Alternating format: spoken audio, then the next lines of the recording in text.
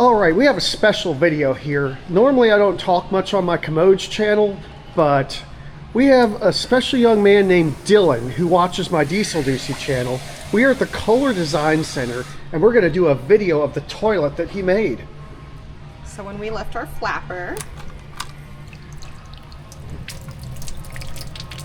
it's pretty good flush. Awesome. Siphon and everything. This is the smallest toilet that has ever gone on this channel. So guys, big thanks to Dylan. I've never met this guy, but apparently he's a fan of both my channels. So Dylan, if you're watching this, you're awesome. This amazing lady told me about you. Hi. And Come to Kohler Design Center. there's Jason, Kohler Visit Design us Center. whenever, Monday through Friday, 9 to 5, and then on the weekends, 10 to 4. We'd love to have you. So if you're ever in Kohler, Wisconsin, you got to come by the Kohler Design Center. And yes, there is an elevator here.